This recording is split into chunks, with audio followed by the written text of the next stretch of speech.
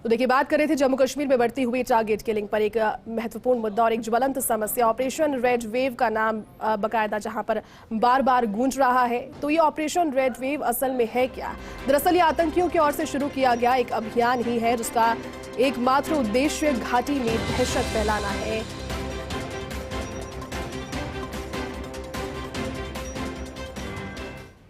जम्मू कश्मीर के अंदर पाकिस्तान की जो बड़ी साजिश है, जिसमें टारगेटेड किलिंग्स करके बेगुनाह लोगों की हत्याएं करने की साजिश पाकिस्तान के आतंकवादी कर रहे हैं।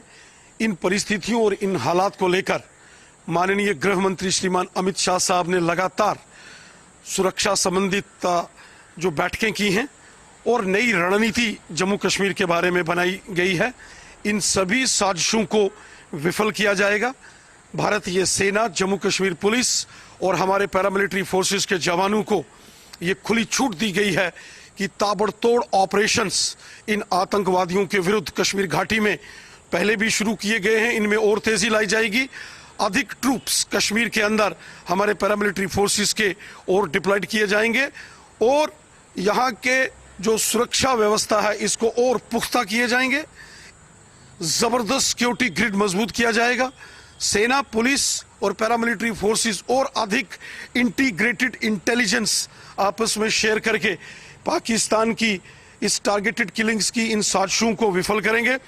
ऑपरेशन रेड वेव्स, जो कि पाकिस्तान के इस्लामाबाद के अंदर एक बड़ी साजिश के तौर पर रचने की एक साजिश भारत के खिलाफ, जम्मू कश्मीर के खिलाफ की गई है, उसकी सारी जानकारी भारतीय खुफिया एजेंसियों के पास है।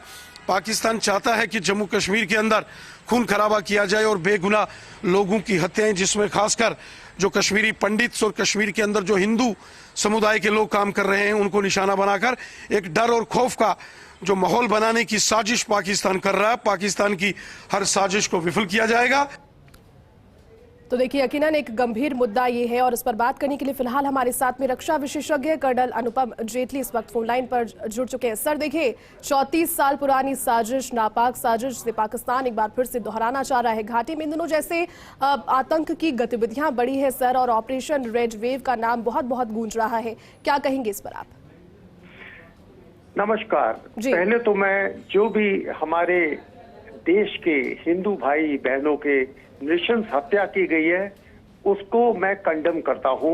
वो किसी भी देश के किसी भी इरादे को ये किसी भी तरीके से जायज नहीं ठहरा सकता। बिल्कुल। अभी जहाँ तक आदत है, हमारी बात है ऑपरेशन रेड वेव की, तो ये 31 साल पहले का नहीं, ये 1971 से, जब से पाकिस्तान के 2 टुकड़े हिंदुस्तान ने किए हैं, तब से पाकिस्तान की फौज शर्मिंदा है और वो तरह तरह के बहाने ढूंढ रही है, चाहे कारगिल हो या वैली हो, 1992 हो, 88 हो या आज फिर दोहरा रहे हैं ऑपरेशन रेड वेव के जरिए।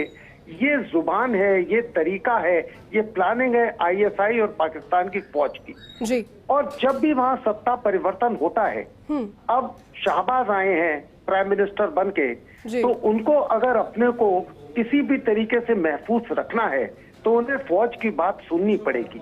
हमें ये याद रखना है कि पाकिस्तान में ये नेता जो है, जो सो कॉल्ड डेमोक्रेसी दिखाते हैं, इनका कोई वजूद नहीं है। Army is second to none.